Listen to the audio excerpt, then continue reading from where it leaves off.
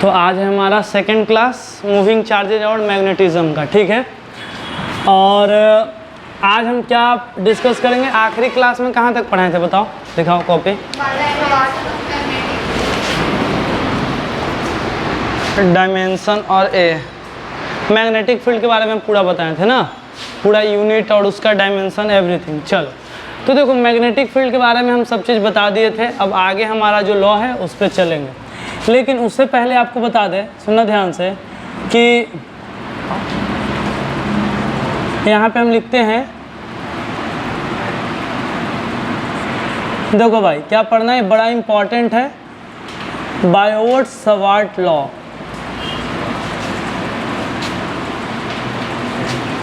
ये बेसिकली दो साइंटिस्ट के नाम है ना, कंबाइंड दोनों दिए हैं, इसी वजह से नाम पड़ा है बायोट एंड सवार्ट, दोनों को मिला के। अब देखो, अब एक बात बताना, आप जब इलेक्ट्रोस्टैटिक पढ़ते हैं तो वहाँ पे सबसे पहला फॉर्मूला पढ़ते हैं F बराबर K Q1 Q2 R square.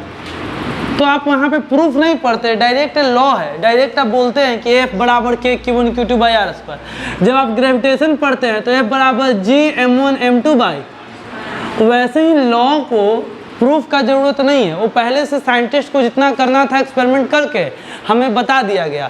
तो वो देना तो बोला, हाँ, तो ये बात समझेंगे। तो उसी तरीके से बायोट-सवार्ट लॉ क्या है, हम आपको अब डिटेल में बात करते हैं। देखना, ये बेसिकली आपको हम बताएं कि कोई भी तार के अगल बगल कितना इलेक्ट्रिक फील्ड होता है, उसी के यह निकालने के लिए यूजफुल है। जैसे न्यूटन्स का जो ग्रेविटेशन वाला जो फॉर्मूला है वो दो मास के बीच ग्रेविटेशनल फोर्स बताता है।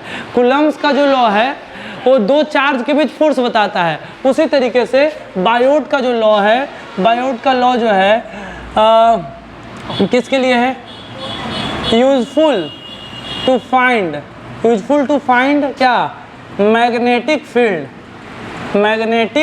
Field around conductor, around current carrying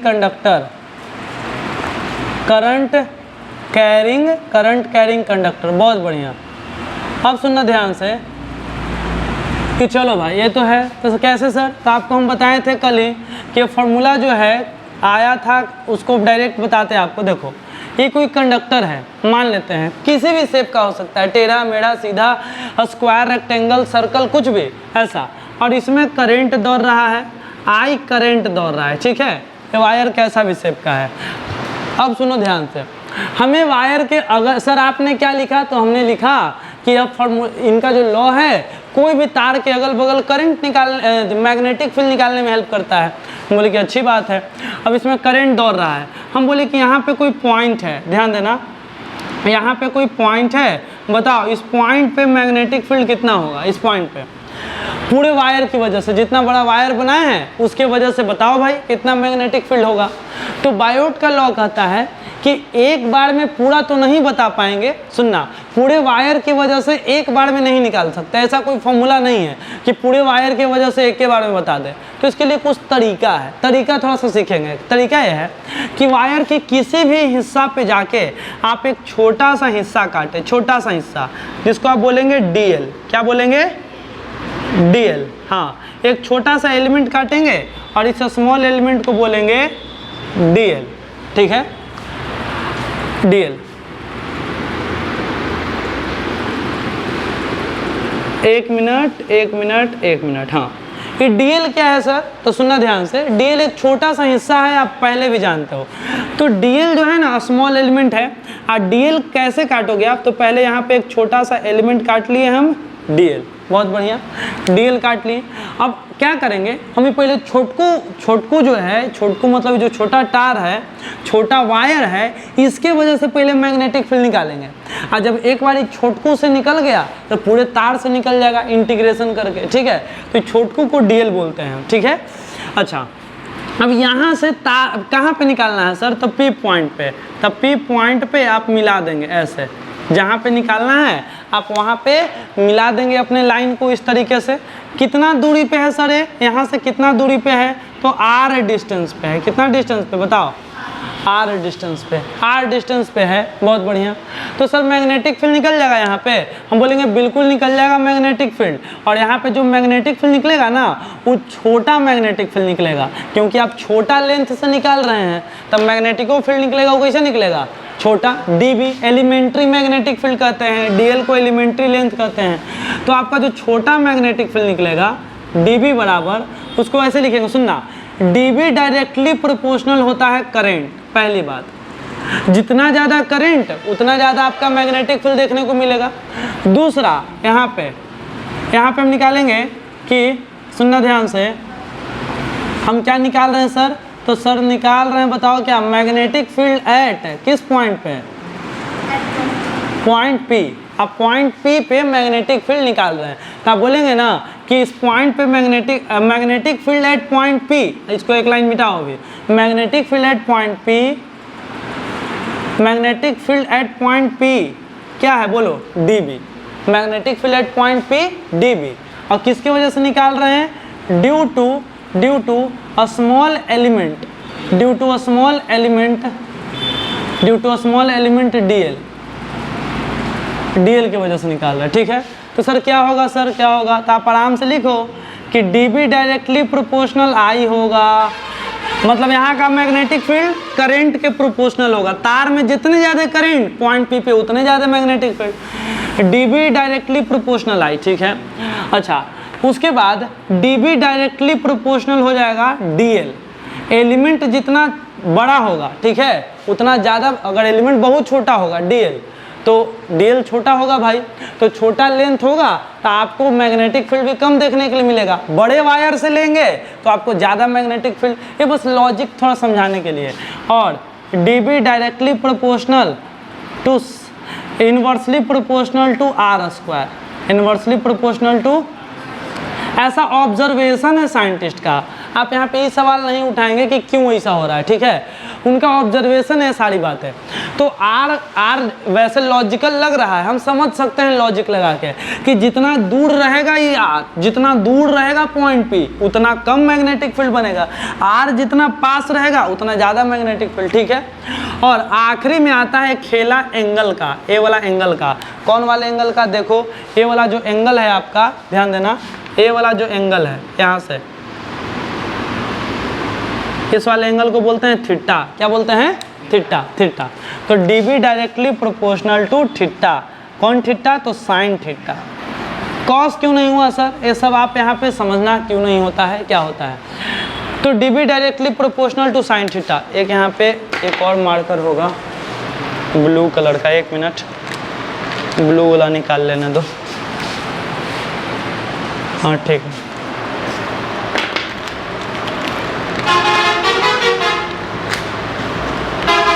चलो देखते हैं, ध्यान देना।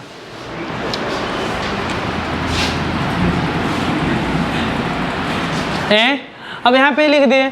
अब आप यहाँ से हम सिंपल एक सवाल पूछते हैं कि बताओ भाई, आप जितना भी ऑब्जर्वेशन देखो यहाँ पे, ठीक है, फ्रॉम 1 2 3 4, फ्रॉम 1 2 3 एंड 4, आपने जितना ऑब्जर्वेशन देखा यहाँ पे, ठीक है, इन सभी ऑब्जर्वेशन के आधार पे आप कह सकते हैं dB directly proportional to I into d l into sine theta by r square, ठीक है, ये हो गया। अब बात यह है कि dB बराबर यहाँ पे आएगा क्या, बोलो, कांस्टेंट, और उसके बाद आई डी एल और क्या, sine theta by r square. हाँ, और यहाँ पे dB बराबर आ जाएगा आपका कांस्टेंट। तो कांस्टेंट को बोलते हैं म्यू नॉट अपॉन 4 पाई। जैसे आपको याद होगा कूलम्स लॉ में कांस्टेंट 1/4 पाई एप्सिलॉन नॉट, यहाँ पे आता है म्यू नॉट अपॉन 4 पाई, और यहाँ पे हो जाएगा आइडियल साइन थीटा बटा आर स्क्वायर। हाँ, ये आ गया। ये आपका फार्मूला बड़ा ही इंपॉर्टेंट फार्मूला है, और याद रखें ये फार्मूला का आपका बार बार यूज होने वाला है, ठीक है। क्या चीज़ के लिए सर यूज होगा? तो आगे आपका चैप्टर में पढ़ेंगे इनफाइनाइट वायर के बगल में मैग्नेटिक फील्ड, फाइनाइट वायर के बगल में मैग्नेटिक फील्ड, सर्कुलर लूप के वजह से मैग्नेटिक फील्ड, सर्कुलर आर्क के वजह से मैग्नेटिक फील्ड, सोलेनॉइड के वजह से मैग्नेटिक फील्ड, सब में आपको बेसिक फार्मूला यही लगेगा, इसीलिए ये इतना इंपॉर्टेंट है और चैप्टर के पहले पढ़ाया जाता है। ठीक है, तो mu naught upon 4 pi I dl sine theta by r square. यहाँ पे आप पूछ सकते हैं कि सर म्यू नॉट क्या है, 4 पाई क्या है? तो आपको पहले हम बता दें कि देखो सबसे इंपॉर्टेंट बात यहाँ पे म्यू नॉट क्या है, आगे हम लिख देते हैं वेयर। पहले आपको यहाँ पे कुछ बातें बता देते हैं कि इस फॉर्मूला में कौन किसका क्या मतलब है। वेयर म्यू नॉट को बोलते हैं परमिएबिलिटी, क्या बोलते हैं बोलो? Permeability of free space, permeability of free space. हाँ, और वहाँ पे था एप्सिलॉन नॉट, उसको बोलते थे परमिटिविटी ऑफ फ्री स्पेस, इसको परमिएबिलिटी ऑफ फ्री स्पेस। ठीक है, आप यहाँ पे समझते चलेंगे, 4 पाई लिखेंगे नहीं। आई आपको क्या है? आई है करंट, आई है आपका करंट, आई है आपका current in wire, current in wire. अच्छा, और डीएल क्या है बताओ जल्दी से? एलिमेंट्री लेंथ, एलिमेंट्री लेंथ इसको बोलते हैं, एलिमेंट्री लेंथ। चलो साइन थीटा तो एंगल ही है, थीटा। हाँ, थीटा बड़ा इंपॉर्टेंट है। थीटा बताओ जी, थीटा क्या है? किसके बीच का angle? Angle between I and r बोल सकते हैं, आई और आर के बीच का एंगल है। हाँ, ये बढ़िया बात है, आई और आर के बीच का एंगल बोल सकते हैं, लेकिन रियलिटी में बता देते हैं थीटा किसके बीच का एंगल है? Dl vector and r vector के बीच का angle between dl vector and r vector, ऐसे लिख देते हैं। Angle between dl vector and r vector. अब सुनो ध्यान से, सबसे बड़ा सवाल ये है, सुनो कि सर डीएल में तो कोई डायरेक्शन दिखेबे नहीं किए, डीएल ऊपर हो चाहे नीचे हो, डीएल तो लेंथ है, डीएल में थोड़े डायरेक्शन होता है सर। तो आप एक बात समझेंगे, अभी आपने बोला कि सर करंट और आर के बीच का एंगल, ये भी ठीक है, लेकिन रियलिटी में आप सुनेंगे डीएल और आर के बीच का एंगल। तो सर डीएल का डायरेक्शन कैसे लेंगे? डीएल का डायरेक्शन कैसे लेंगे? तो याद रखना, डीएल जो आप बनाते हैं ना, तो देखना ध्यान से, ऐसे मान लो कि करंट इधर है, ऐसे तो करंट इधर है, हम बोलेंगे यहाँ पे एक डीएल काटो छोटा सा, तो डीएल काट लेना, लेकिन डीएल का डायरेक्शन उधर ही होगा जिधर करंट का डायरेक्शन होगा। तो डीएल का डायरेक्शन किधर होता है बताओ? जिधर। तो ये बहुत इंपॉर्टेंट बात हमको लगा कि तोतला के बोल रहे हैं क्या? हाँ, तोतला के तो बोले बात नहीं होता है जी। Angle between dl and r vector, या आप क्या कर सकते हैं बताओ? और एंगल बिटवीन बोलो आई एंड आर, ये भी कर सकते हो, सही है। अच्छा, तो इससे एक बात पता चला, सुना ध्यान से, आप पहले एक ध्यान देना बात, ठीक है? क्या नोट करके इसको लिख रहे अलग से कि डीएल का, सुनना ध्यान से, डीएल वेक्टर का डायरेक्शन एकदम शुद्ध ठेठ हिंदी में लिखना, डीएल वेक्टर का डायरेक्शन करंट के डायरेक्शन में माना जाता है। जैसे करंट डेंसिटी का एक वेक्टर क्वांटिटी है, उस करंट डेंसिटी का वही डायरेक्शन होता है जिधर करंट का फ्लो होता है, ठीक है?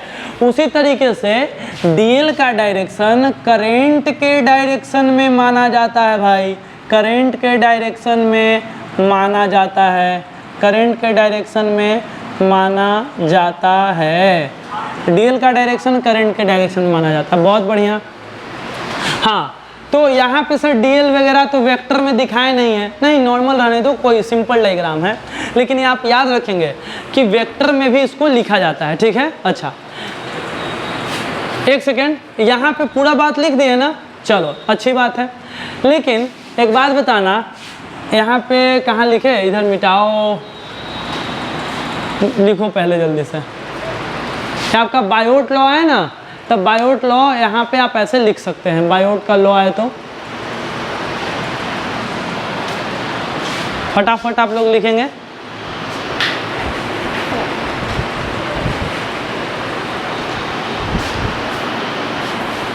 देखो जो लोग वीडियो देख रहा है वो भी अभी लिखो, ठीक है? बाद में नहीं, अभी लिखोगे, बाद में टाल मटोल करके नहीं लिखाएगा।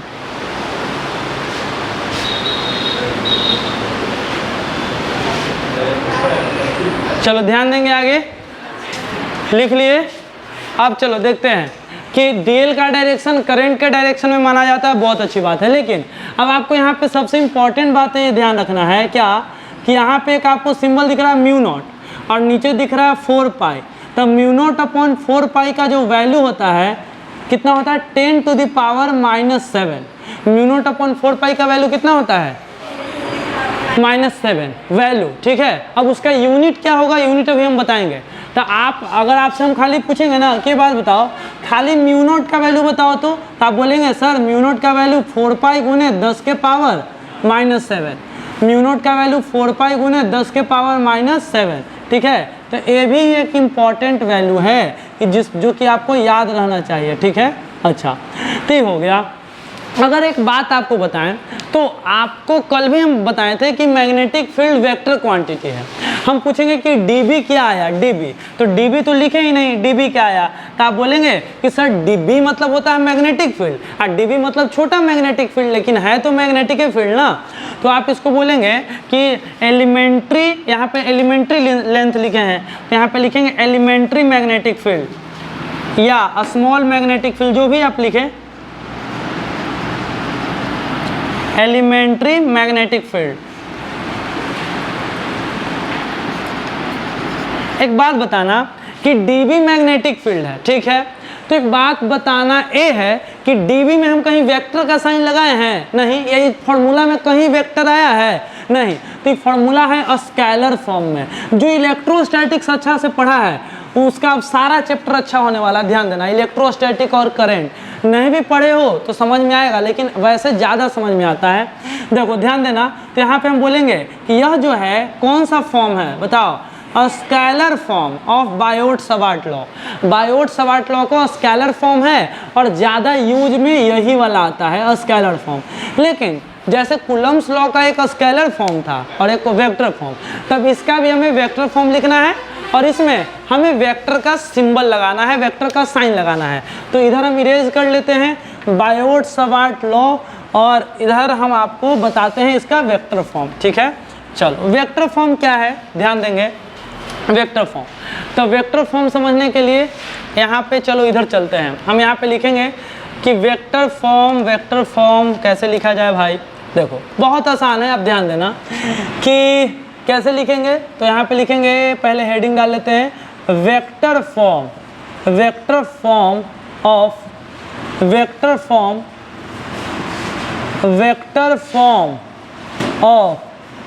बायोट-सवार्ट लॉ। बायोट-सवार्ट लॉ का वेक्टर फॉर्म, ठीक है। चलो कैसे लिखेंगे सर, तो आप लिखना देखो ऐसे, डीबी बराबर पहले लिख लेना आई डीएल साइन थीटा, ये तो नॉर्मल, रुक जाओ, I dl sine theta by r square, ठीक है। अब देखो जैसे हम बता रहे हैं, सुनो जितना हम बता रहे हैं पहले पूरा बात सुनना है। पहले तो इस पे डीबी के ऊपर वेक्टर का साइन लगाएंगे, ठीक है। पूरा फॉर्मूला कैसे दिखेगा आपको हम बताते हैं, फ्रेश लिखते हैं। डीबी बराबर mu naught upon 4 pi, mu naught upon 4 pi multiply, इधर क्या होगा I into dl vector cross r vector, dl vector cross r vector, ठीक है। Dl vector cross r vector और नीचे आपका हो जाएगा, सुनो ध्यान से, ऊपर हो जाएगा फिर डीएल साइन थीटा, हाँ, और नीचे हो जाएगा आर स्क्वायर। आप ऐसे लिख सकते हैं I into dl vector cross r vector by r square. Sir ये ऐसे क्यों लिखेंगे, देखो ऐसे लिखेंगे mu naught upon 4 pi, I तो आई है, डीएल क्रॉस आर करेंगे तो डीएल आर साइन थीटा हो जाएगा, DL are sine theta.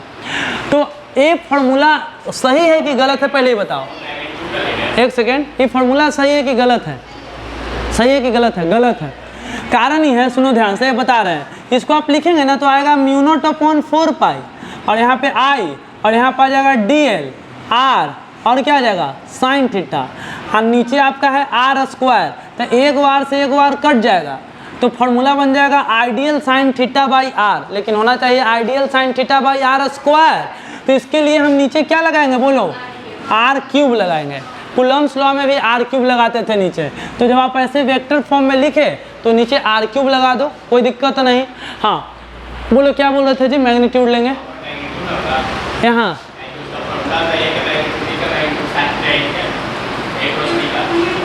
E magnitude, ये मैग्नीट्यूड ही स्केलर फॉर्म में मतलब मैग्नीट्यूड ही होता है। हाँ, ये मैग्नीट्यूड ही आएगा आपका। और यहाँ पे लास्ट में एन कैप वो डायरेक्शन बताता है, ठीक है। तो इसको वेक्टर फॉर्म में ऐसे लिखते हैं। अब देखो वेक्टर फॉर्म में ऐसे लिखते हैं, लिख दिए। और कोई तरीका है क्या सर वेक्टर फॉर्म में लिखने का? और कोई तरीका है बताओ? और कोई तरीका पता है? सुनो, ऐसे लिख सकते हैं, बताना। डी बी वेक्टर बराबर म्यू नॉट अपॉन 4 पाई गुने आई, रुक जाओ सुनना, आई। और कोई तरीका बताओ जिसमें लिख सके हम? आइडियल इनटू आर से आर काट दीजिए, पागल बगल है क्या जी? आर उसके फॉर्म में लिख सकते हैं, यूनिट वेक्टर के फॉर्म में। तो यूनिट वेक्टर के फॉर्म में लिखना चाहें तो उसको हटा के लिख सकते हैं, लेकिन इसको रहने दो, फिर कंफ्यूजन बढ़ेगा। इसको इतना ही रहने देते हैं। तो ये आपका वेक्टर फॉर्म में लिखने के लिए आए तो इतना लिख सकते हो वेक्टर फॉर्म में। अच्छा, इस एक फार्मूला अपने आप में क्या बता रहा है? सुनना, ये फार्मूला क्या बता रहा है सर? हमें क्या पता चल रहा है? तो हमें पता ही चल रहा है कि डीबी का वही डायरेक्शन होगा ना। ये सुनो, डीबी का वही डायरेक्शन होगा जो डायरेक्शन डीएल क्रॉस आर का होगा। तो यहाँ पे फार्मूला सबसे इंपॉर्टेंट बात जो बता रहा है वो बता रहा है कि direction of dB, direction of dB vector is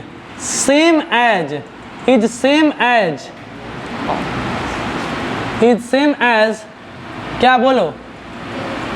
direction of dl cross r vector. Sir इसका मतलब समझ में नहीं आया। देखो मतलब अब हम समझाते हैं, हल्ला मत करो, कि डीएल क्रॉस आर का जो डायरेक्शन होता है वही डायरेक्शन डीबी का होता है। मतलब ये है कि आप ऐसे समझें कि यहाँ पे एक नॉर्मल सा एग्जांपल हम लेकर समझाते हैं आपको कि कोई वायर है, ठीक है। वायर में करंट आई फ्लो कर रहा है, ठीक है। आई करंट फ्लो कर रहा है और यहाँ से चलो छोटा सा एलिमेंट भी ले लिए, छोटा सा एलिमेंट ले लिए डीएल, ये डीएल एलिमेंट, तो डीएल ले लिए, इतना ये डीएल है। और यहाँ से सुनना ध्यान से, इस पॉइंट पी पे मैग्नेटिक फील्ड का डायरेक्शन बताना है, पॉइंट पी पे। तो मैग्नेटिक फील्ड का डायरेक्शन क्या होगा? पॉइंट पी पे, यहाँ पे कहीं पे भी ले लेते हैं, यहाँ पे पॉइंट पी यहाँ है। चलो कैसे डायरेक्शन होगा? तो ये वाला सर क्या है? तो ये वाला आपका आर वेक्टर है। डीएल वेक्टर किधर है सर? तो डीएल वेक्टर जने करंट होता है उधर होता है डीएल वेक्टर। तो इधर है आपका डीएल वेक्टर। डीएल वेक्टर ऊपर है और आर वेक्टर इधर है। और हम बोलेंगे, समझा रहा बात? पी पॉइंट पे मैग्नेटिक फील्ड बताओ। तो आंसर यह है कि 10 क्लास का रूल लगाओगे तो एक बार में बता दोगे। 10 क्लास वाला रूल कहता था जने करंट है उन्हें अंगूठा रखो और जहाँ पे मैग्नेटिक फील्ड निकालना है वहाँ उंगली मोड़ो। तो उंगली मोड़ेंगे तो यहाँ पे उंगली अंदर जाएगा, यहाँ पे उंगली कहाँ जाएगा? तो यहाँ पे मैग्नेटिक फील्ड हो जाएगा इनवर्ड, अंदर क्रॉस दिखाएंगे, ठीक है। लेकिन 10 क्लास का नहीं, 12 क्लास का थोड़ा सा ई रूल का यूज़ करते हैं, ठीक है। ये रूल कहता है ना कि भैया आप डीएल क्रॉस आर का डायरेक्शन देखें, ठीक है। तो सर डीएल क्रॉस आर का कैसे डायरेक्शन देखेंगे? तो यहाँ पे लिखना डायरेक्शन ऑफ, यहाँ पे direction of dl vector cross r vector. बताओ क्या आएगा, जल्दी से बताओ। तो क्रॉस प्रोडक्ट कैसे लेते हैं पता है आपको? वेक्टर में आप पढ़ते हैं। अब दाहिना हाथ रखो, रूल वही है, दाहिना हाथ। डीएल से आर अपना उंगली को मोड़ना है, ठीक है, ध्यान देना। उंगली को मोड़ना है कहाँ से कहाँ? डीएल से आर की तरफ। तो डीएल किधर है? तो डीएल ऊपर है।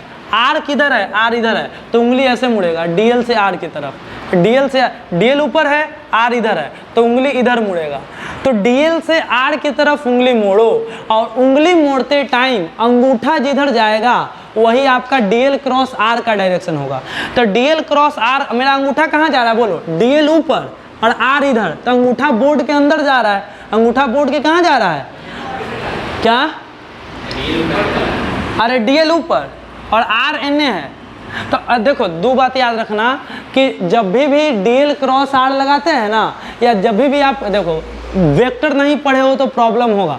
डीएल उंगली हमेशा सीधा मोड़ना है, उल्टा कभी नहीं, उंगली तोड़ना नहीं है, ठीक है, हमेशा सीधा मोड़ना है। तो डीएल ऐसे रख लिए, ठीक है, और आर होने है तो तुम उंगली यानी नहीं मोड़ सकते हो, ये उल्टा मुड़ रहा है, आपको हमेशा सीधा मोड़ना है। तो आप इसके लिए ऐसे करेंगे, डीएल ऊपर और आर होने, तो आप उंगली ऐसे मोड़े तो अंगूठा कहाँ गया? अंदर की तरफ, अंदर की तरफ। तो आप बोलेंगे कि डीएल क्रॉस आर का डायरेक्शन क्या है बोलो? डीएल क्रॉस आर का डायरेक्शन कहाँ है, इनवर्ड। तो हम अभी भी लिखे कि जो डायरेक्शन डीएल क्रॉस आर का होगा वही डायरेक्शन डीबी का होगा। तो बोलेंगे यहाँ पे कि direction of dB vector eight कहाँ पे, एट पॉइंट पी क्या हो जाएगा बताओ, इनवर्ड हो जाएगा ऐसे। लेकिन अगर आपको इस सब में ज़्यादा दिलचस्पी नहीं है तो नॉर्मल 10वां वाला रूल लगा लो। इसका एक अल्टरनेट मेथड नीचे लिख देते हैं कि और अल्टरनेट मेथड, इसका अल्टरनेट क्या है सर, तो हम बोलेंगे सिंपली मैक्सवेल का right hand thumb rule use करो, राइट हैंड थंब रूल लगा लो।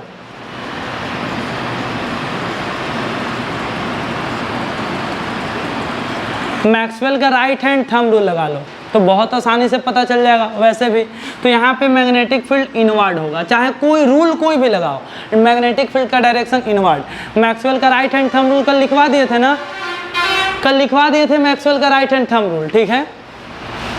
तो आपको क्या पता चला जी बताओ, बायोट-सावर्त लॉ जो है वो हमें बताता है मैग्नेटिक फील्ड, ठीक है। लेकिन मैग्नेटिक फील्ड किधर होगा, डायरेक्शन ऑफ मैग्नेटिक फील्ड कैसे पता करेंगे, तो दो नियम है। पहला नियम, या तो आप डीएल क्रॉस आर करो, डीएल क्रॉस आर का डायरेक्शन ढूंढो किधर जा रहा है, तो डीएल क्रॉस आर जन्ने होगा उधर ही आपका डीबी का मैग्नेटिक फील्ड होगा। अगर इतना नहीं आता है तो डायरेक्ट आप देखो, क्या देखो, मैक्सवेल का राइट हैंड थंब रूल।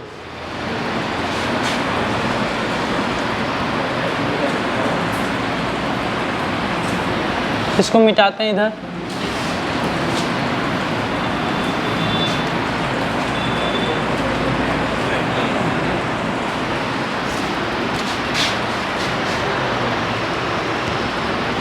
अच्छा। अब यहाँ पे हम पूछते हैं सभी लोगों से बताना कि देखो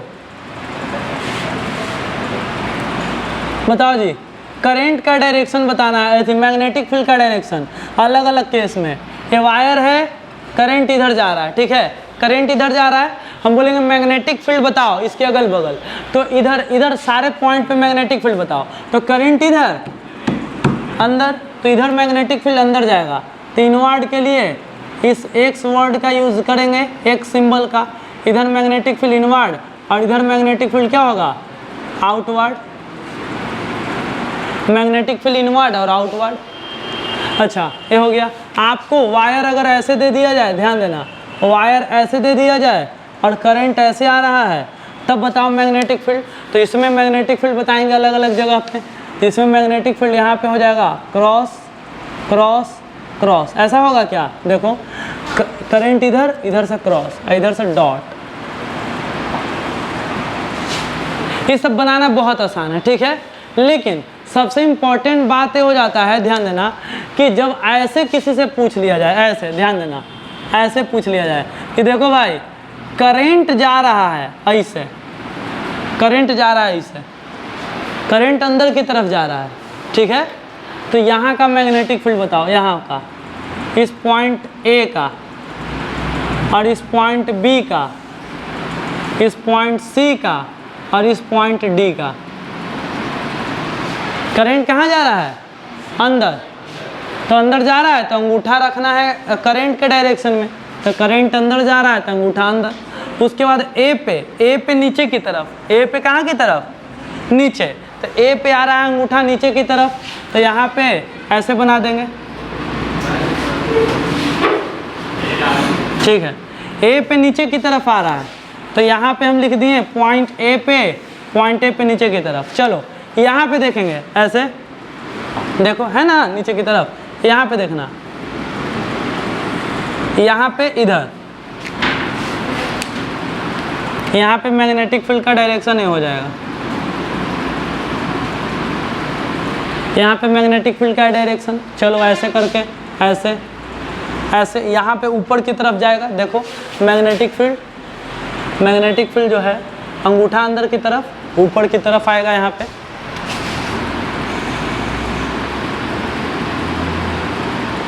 और यहाँ पे बताओ ऐसे, समझ में आई बात? तो आप यहाँ पे ऐसे दिखा सकते हैं।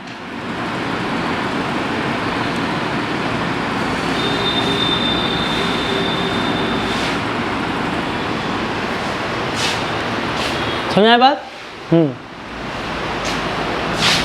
हर पॉइंट पे अलग अलग मैग्नेटिक फील्ड का डायरेक्शन आपको दिखा।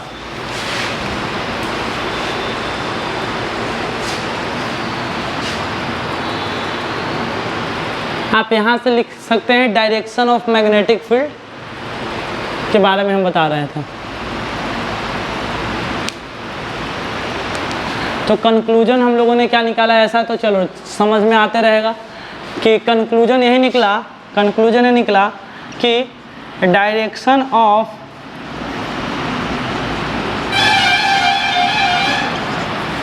मैग्नेटिक फील्ड, अगर आपको मैग्नेटिक फील्ड का डायरेक्शन चाहिए तो एक तरीका ये है कि dl क्रॉस r का डायरेक्शन निकालो, dl क्रॉस r का डायरेक्शन से पता कर लो। और दूसरा तरीका ये है कि मैक्सवेल का right hand thumb rule use करो, right hand thumb rule RHTR। Magnetic field का डायरेक्शन निकालने का दो ही तरीका है, जो कि पहला थोड़ा सा वो है टफ तरीका है एक तरीके से देखा जाए तो। एक तरीका और लोग बोलते हैं जिसको स्क्रू रूल कहते हैं, स्क्रू रूल। स्क्रू रूल यही है कि स्क्रू रखो और DL से R की तरफ घुमाओ, ये है DL ये है R, और स्क्रू रखो और DL से R की तरफ, वही है वही। तो DL से R की तरफ घुमाएंगे तो स्क्रू अंदर जाएगा, तो स्क्रू रूल से भी कर सकते हैं मैग्नेटिक फील्ड का डायरेक्शन।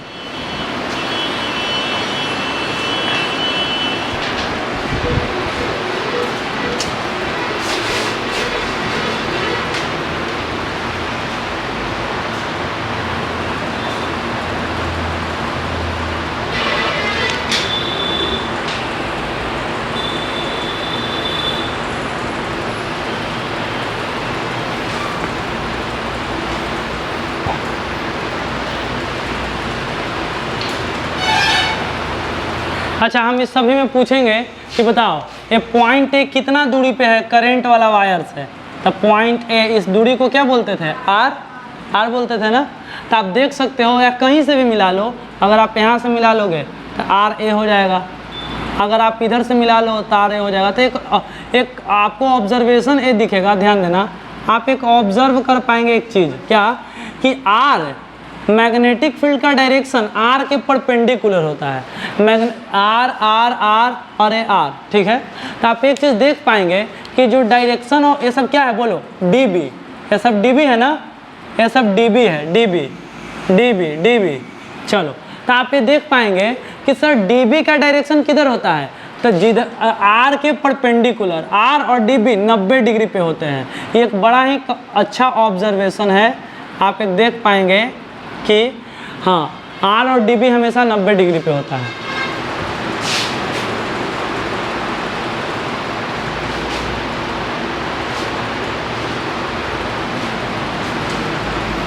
यहाँ पे हम लिख भी देते हैं, magnetic field is perpendicular to r vector. Magnetic field ऐसे लिख देते हैं dB, dB vector perpendicular to r vector.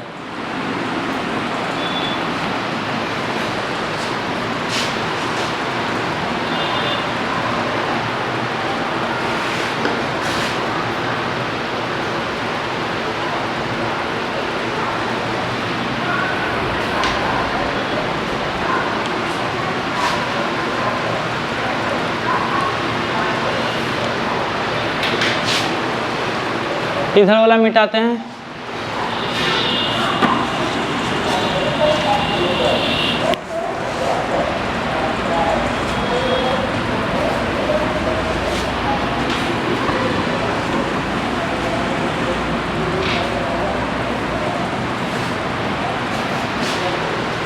देखो आपको समझ में आए ना आए, बस तुरंत इधर एक पूछेंगे सवाल, आपको सब समझ में आ जाएगा।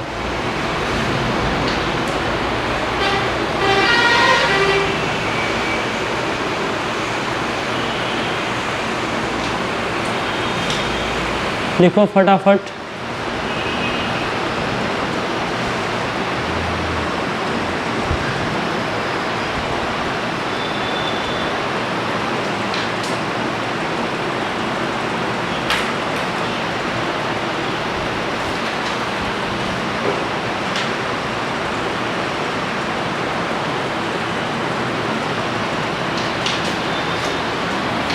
चलो इधर हम पूछते हैं कुछ बात। देखना बातें है कि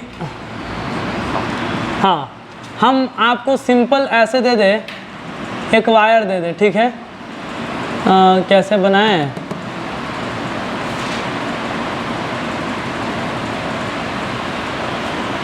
हाँ ठीक है, चलो एक वायर दे दिए हम जिसमें आई करंट फ्लो हो रहा है, ठीक है। और हम पूछेंगे ना कि ध्यान देना, हम क्या पूछेंगे कि यहाँ पे एक सेकेंड पहले बना लेने दो, ये हो जाएगा आर तो डिब्बी और आर परपेंडिकुलर ऐसे।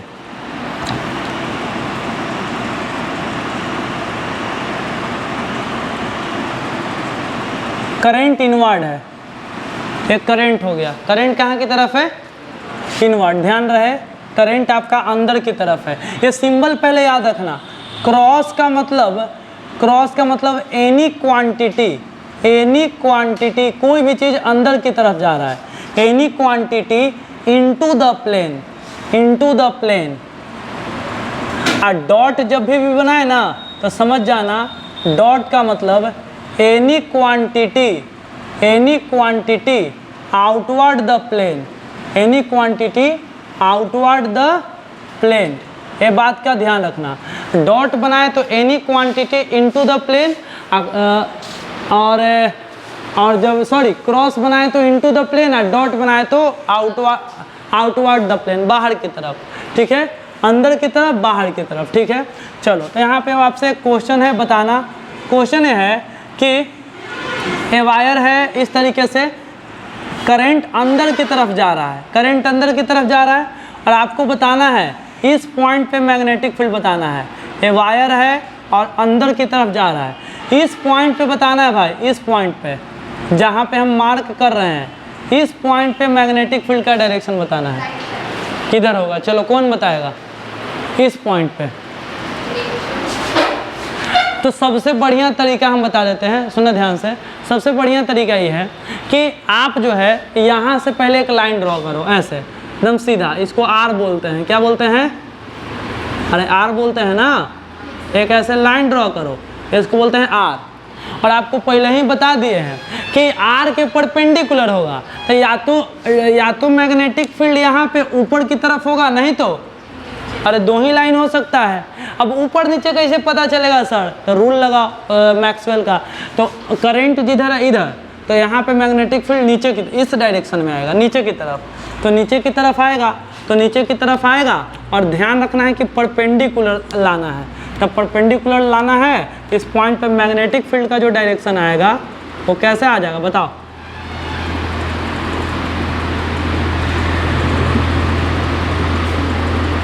अरे बोलो, मैग्नेटिक फील्ड का डायरेक्शन सही है कि गलत है? बोलो जल्दी। सही है। ये हो गया आपका किसका डायरेक्शन? मैग्नेटिक फील्ड का, डीबी का। ठीक है, डीबी या बी बोल दो, जो बोल लो, क्योंकि मैग्नेटिक फील्ड का डायरेक्शन यहाँ पे ऐसा होगा। कोई दिक्कत है? नहीं।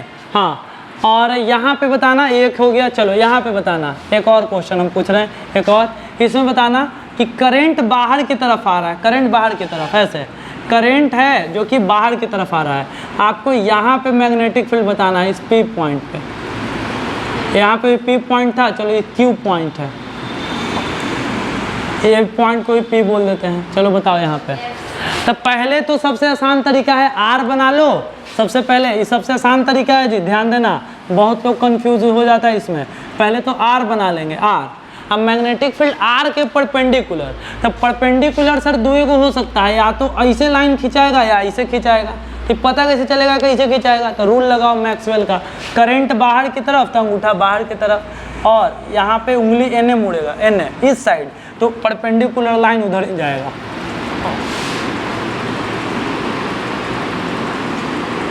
इससे सिंपल आपको कहीं समझने को नहीं मिलेगा, ठीक है। तो आप इसको अच्छे से दिमाग में डाल लो, डीबी। अच्छा एक बात बताओ, अभी भी कंफ्यूजन है इस पॉइंट पे कि magnetic field dB perpendicular to r vector? अब तो नहीं होना चाहिए, आर वेक्टर के परपेंडिकुलर होता है, ठीक है। और एक और सवाल अभी खत्म नहीं हुआ, एक और है सुनना, कि क्वेश्चन ए हो गया, क्वेश्चन एक और है कि चलो मैग्नेटिक फील्ड इनसाइड ही ले लेते हैं, अंदर की तरफ, ठीक है। तो आपको बताना है कि इसके अगल बगल मैग्नेटिक फील्ड कैसा बनेगा। तो कल ही बताए हैं कि मैग्नेटिक फील्ड कॉन्सेंट्रिक सर्कल के फॉर्म में बनता है। कैसा बनता है? तो कॉन्सेंट्रिक सर्कल, तो एक मैग्नेटिक फील्ड ऐसा बनेगा, फिर दूसरा मैग्नेटिक फील्ड ऐसा बनेगा, तीसरा फिर इसके ऊपर बनेगा। ये सब क्या बनेगा बताओ? इसका मैग्नेटिक फील्ड क्या बनेगा? ये सब ये इसका मैग्नेटिक फील्ड है। ये जो है ये आपका ये मैग्नेटिक फील्ड है। कैसा मैग्नेटिक फील्ड है? तो सर कॉन्सेंट्रिक सर्कल। अब हम पूछेंगे ना, एकदम सिंपल पूछेंगे कि मैग्नेटिक फील्ड का पहले डायरेक्शन बताओ। तो करंट अंदर की तरफ, तो सारा एरो इस साइड घूमेगा ना, ऐसे। अब देखो सही है ना?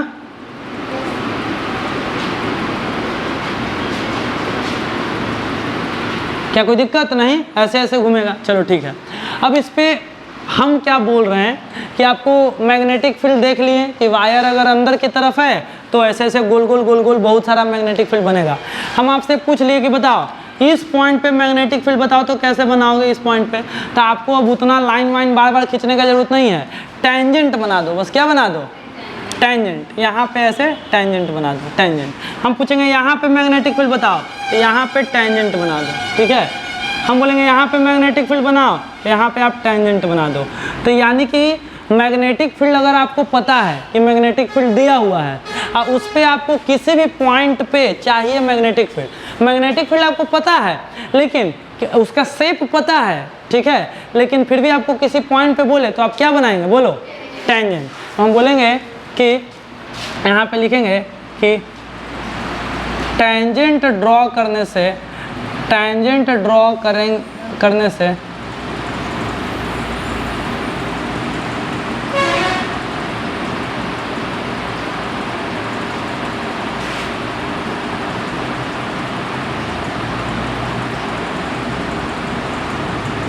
किसी पॉइंट का मैग्नेटिक फील्ड का डायरेक्शन पता चलेगा या फाइंड करेंगे।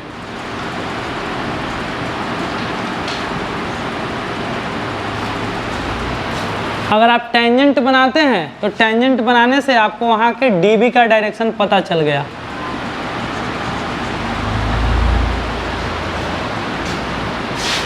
हम बोलेंगे ना कि एगो मैग्नेटिक फील्ड ऐसा है, देखो हम बोलेंगे ना कि एगो मैग्नेटिक फील्ड ऐसा है, ऐसा हम बोलेंगे ऐसा एगो मैग्नेटिक फील्ड है ऐसे। हम बोलेंगे कि बताओ यहाँ पे मैग्नेटिक फील्ड का डायरेक्शन, तो टेंजेंट बनाओ। यहाँ पे मैग्नेटिक फील्ड, टेंजेंट बनाओ। तो टेंजेंट ड्रॉ करने से किसी पॉइंट का मैग्नेटिक फील्ड का डायरेक्शन फाइंड करते हैं, या फाइंड करेंगे या फाइंड करते हैं। हाँ, अगर ये वाला रूल तो सदा बाहर रूल है, कभी भी लगा सकते हैं। आर बनाओ और 90 डिग्री लगाओ, आर बनाओ 90 डिग्री लगाओ, ठीक है। यहाँ से आर बनाएंगे तो देखोगे 90 डिग्री पे ही आएगा, ठीक है। आर बनाएंगे तो 90 डिग्री पे ही आएगा।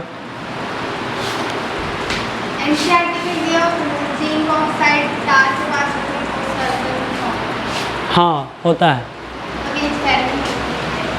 दिखाएंगे उसका जो है ना, आने दो सबको तब।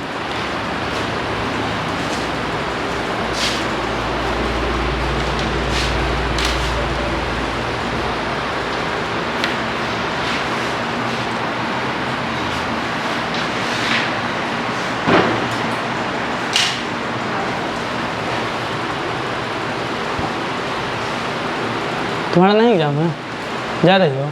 ठीक है।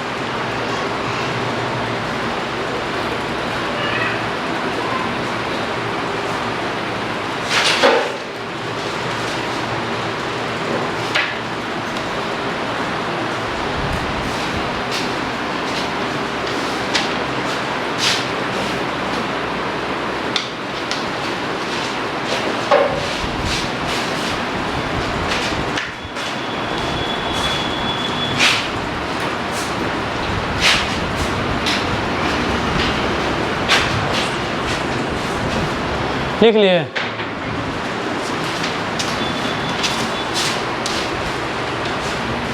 इधर मिटा रहे हैं, उधर इधर तो हो गया होगा। चल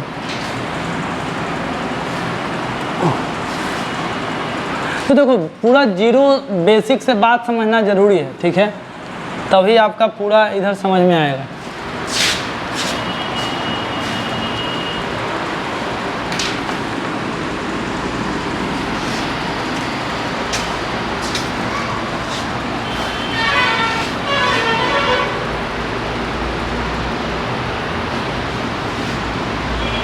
अब आपको बायोट का जो लॉ हम आपको बताएं, I dl sine theta by r square, ठीक है, इसका यूज करके क्या करना है आपको, अलग अलग वायर का मैग्नेटिक फील्ड निकालना है। तो सबसे पहला हेडिंग ही होता है हमारा, इसको पूरा में आ जाएगा, इसको पहले मिटाएंगे। मिटाएं?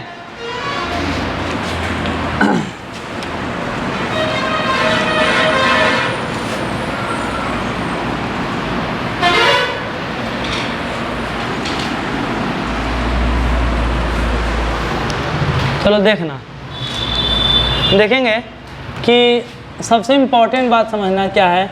हेडिंग यहाँ पे आएगा हमारा।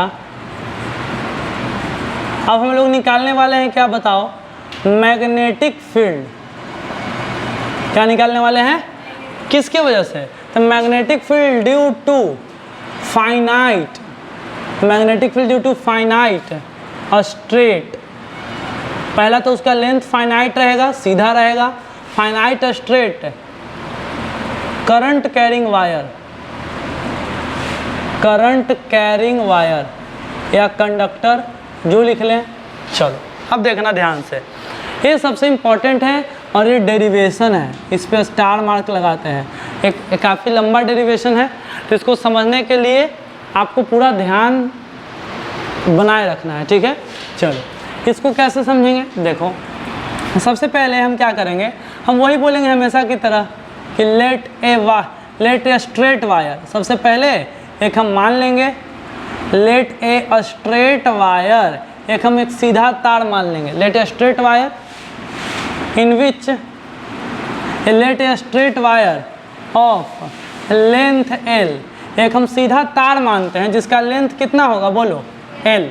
एक सीधा तार मानेंगे जिसका लेंथ एल होगा, and current I is flowing, current magnetic field due to, हाँ, and current I is flowing, उसमें करंट I फ्लो कर रहा है, ठीक है, करंट I उसमें फ्लो कर रहा है। बहुत बढ़िया। अब हम क्या करेंगे कि वी विल फाइंड या वी हैव टू फाइंड, हम लोग को निकालना है, we have to find magnetic field. अब हमको क्या निकालना है बताओ, अब हमें मैग्नेटिक फील्ड निकालना है। बहुत बढ़िया। We have to find magnetic field at any point P। कोई एक पॉइंट मानेंगे बगल में, अभी डायग्राम दिखाएंगे, टेंशन ना लो। At any point P we have to find magnetic field at any point P। बस, which is at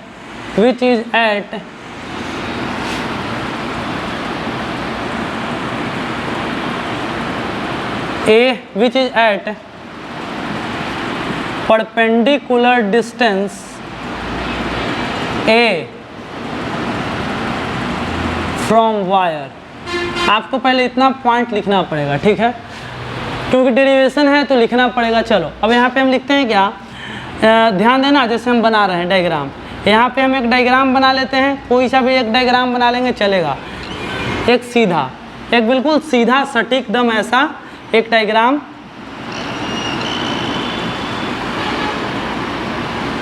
ऐसा बना लिए, एक सीधा वायर बना लिए, कोई दिक्कत नहीं, ध्यान समझना, सीधा वायर। और सर क्या क्या बताएं, तो let a straight wire of length L, ये पूरे वायर का लेंथ कितना होगा, पूरे वायर का लेंथ L होगा, L लेंथ का वायर है, इसका 2 पॉइंट है, चलो अच्छी बात है। और क्या सर, करंट I, इसमें I करंट फ्लो हो रहा है, चलो I करंट फ्लो कर रहा है, I करंट बना भी लिए, ठीक है, I बना लिए। आगे देखेंगे, I करंट बना लिए, आगे we have to find magnetic field at any point P, इसके अगल बगल कोई एक पॉइंट मानते हैं, कहाँ माने, यहाँ यहाँ यहाँ कहीं मान लो, ये आपकी मर्जी कहाँ पे मानोगे। तो यहाँ पे एक पॉइंट मान लेते हैं, यहाँ पे चलो यहाँ पे एक पॉइंट मान लिए, थोड़ा दूर ही मानते हैं, कोई दिक्कत नहीं है, यहाँ पे एक पॉइंट मान लिए P पॉइंट मान लिए। आगे sir, which is at perpendicular a distance from wire, अब पॉइंट P पता है कितना दूरी पे है, वायर से ए डिस्टेंस पे, मतलब ये तार है ना, तो ये तार से कितना दूरी पे है बताओ, ए डिस्टेंस पे, ये तार से ए डिस्टेंस पे है, हाँ, इस डिस्टेंस को हम बोलने वाले हैं ए, ठीक है, ध्यान देना, ए डिस्टेंस पे है, इस ए को ऐसे लिख देते हैं, ब्लैक से ही लिख लेते हैं, बहुत बढ़िया। अब मैग्नेटिक फील्ड निकालना है, देखो रूल बड़ा सिंपल है, हम लोग बायोट लॉ का यूज़ करने वाले हैं, लेकिन उससे पहले जो बात बताएं सुनना। सबसे पहला बात यह है कि ये वायर का ऊपर वाला एंड है, ठीक है, तो इसको आपको मिला लेना है यहाँ से, इसको तो इस सीधा लाइन मिला लो, कोई दिक्कत नहीं है, इसको डॉटेड लाइन मत दो, इसको सीधा लाइन से मिलाओ, हाँ, ऊपर वाला एंड को मिलाओ इस वाले से, ऊपर वाला जो कोना है, कोना कोनी खेल लो, ए वाले को मिला लो इससे, ए वाले को इससे मिला लो, और नीचे वाले को भी मिला लो,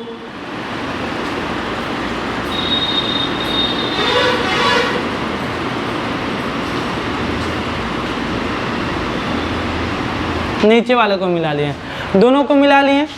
हाँ, इस वाले को क्या बोलेंगे, सुनना ध्यान से, इस वाले एंगल और इस वाले एंगल, दोनों को अलग अलग एंगल नाम देंगे, सुनना ध्यान से, दोनों अलग अलग एंगल होगा, तो इस वाले एंगल को नाम क्या दे सकते हैं, आपकी मर्जी, θ1 या θ2 बोलो, θ1 या θ2 जो बोल सकते हो आप, φ1 φ2 बोलो, θ1 θ2 बोलो, ये आपकी मर्जी है, ठीक है। तो इस वाले को हम बोल देते हैं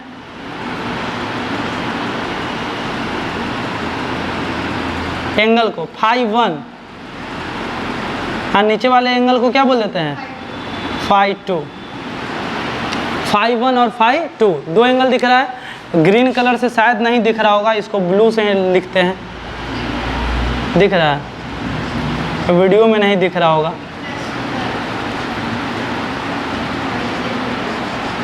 चलो φ1 और φ2, यहाँ तक आपको डायग्राम बनाने आएगा, ऊपर नीचे से आराम से समझेंगे, कोई दिक्कत नहीं है। इसमें आखिरी एक दो चीज़ बस करना है, आखिरी चीज़ ये है कि वायर के किसी भी एक पॉइंट पे जाके आपको एक छोटा एलिमेंट काटना है, डीएल।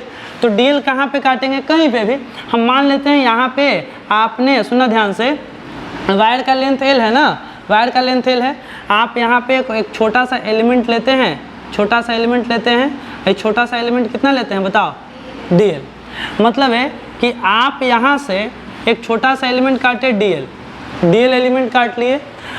अब डीएल को कहाँ से मिलाते हैं बताओ, डीएल को पॉइंट पी से हम लोग मिलाते हैं, डीएल को पॉइंट पी से मिलाते हैं। आप पीछे बायोट का लॉ अगर देख रहे होंगे तो डीएल, इसीलिए बोले डेरिवेशन थोड़ा सा इंपॉर्टेंट है, खतरनाक भी है थोड़ा सा। डीएल को पॉइंट कहाँ से मिला दिए, पी से, पॉइंट पी से। और इस वाले डिस्टेंस को क्या बोलते हैं बताओ, इस वाले डिस्टेंस को बोलते हैं आर। और आपको पता है कि करंट इस डायरेक्शन में फ्लो कर रहा है, आर इधर है, तो इन दोनों के बीच के एंगल को क्या बोलेंगे, ये वाला एंगल को क्या बोलेंगे, थीटा बोलेंगे, क्या भी पता चलेगा। आप थीटा इसको बोलो, ध्यान देना, ये ब्लू वाला लाइन और रेड वाला लाइन को क्या बोलेंगे, थीटा। ये ब्लू वाला लाइन और रेड वाला लाइन को क्या बोलेंगे, इनके बीच का जो एंगल है यहाँ पे बोलना है थीटा। थोड़ा समझने में प्रॉब्लम होगा, 1 मिनट बस वेट करो। ब्लू वाला लाइन और रेड वाला लाइन के बीच का एंगल कितना है? थीटा। और ए वाला एंगल है आपका 90 डिग्री। ए वाला कितना डिग्री? 90 डिग्री। तो ए वाला एंगल कितना हो जाएगा? ए वाला एंगल कितना हो जाएगा बताओ? ए वाला हो जाएगा आपका 90 माइनस थीटा। ए थीटा, ए 90, तो ए वाला कितना हो जाएगा? 90 माइनस थीटा। डायग्राम में अब कुछ नहीं करना है, डायग्राम में जितना करना था हम कर चुके, ठीक है। अच्छा, डीएल लेंथ कितना दूर है बताओ? डीएल ही छोटा सा लेंथ है, ठीक है, डीएल ही छोटा सा लेंथ है। अब डीएल कहाँ पे माने हैं, क्या नहीं माने हैं, इसमें एक चीज़ का हम आपको और कर देते हैं कि ऐसे दिखा देते हैं, एक छोटा सा लेंथ डीएल। हाँ, यहाँ से सुनना, हम यहाँ से नीचे एल लेंथ जाके डीएल माने थे। अब इतना चीज़ करने के बाद हमें नॉर्मल बायोट का लॉ लिखना है। बायोट का लॉ क्या होता है बताओ? बायोट का लॉ होता है डीबी बराबर क्या होता है? हाँ, mu naught upon 4 pi into I dl sine theta by r square, ये होता है I dl sine theta by r square. अब यहाँ पे लिखेंगे डीबी बराबर, अभी उतारना नहीं, डीबी बराबर म्यू नॉट अपॉन 4 पाई, उसके बाद I into d l, I तो आई है, डी एल है, sine theta by r square same to same आ जाएगा। लेकिन करे तो करे क्या, ये फॉर्मूला को एक ही स्टेप रहने दो यहाँ पे। हाँ, अब पूरा खेल यहाँ पे करना है आपको, ए निकालने के ऊपर फोकस करना है कि आर और ए वाला जो अंदर वाला ट्रेंगल है, ए वाले ट्रेंगल में आपको कैलकुलेशन करना है और डी एल आर का वैल्यू भरना है। टाइम आपका 11 बज गया अभी पे, अब इसमें कम से कम 10 मिनट टाइम लगेगा। इसको नेक्स्ट क्लास में बताते हैं, ठीक है। आप लोग यहाँ पे छोड़ दो, इसको नेक्स्ट क्लास से शुरू से ही बताएंगे। क्या डायग्राम नेक्स्ट क्लास में बताएंगे, ठीक है। कुछ उतारे नहीं ना इसमें? हाँ, तो डायग्राम मत उतारो, कल उतारना। बना लिए डायग्राम, तो कल बनाएंगे फिर यही डायग्राम, ठीक है। क्योंकि इसमें 15 मिनट कम से कम टाइम लगेगा, 15-20 मिनट। अब उस पर बिना क्वेश्चन के समझ में नहीं आएगा।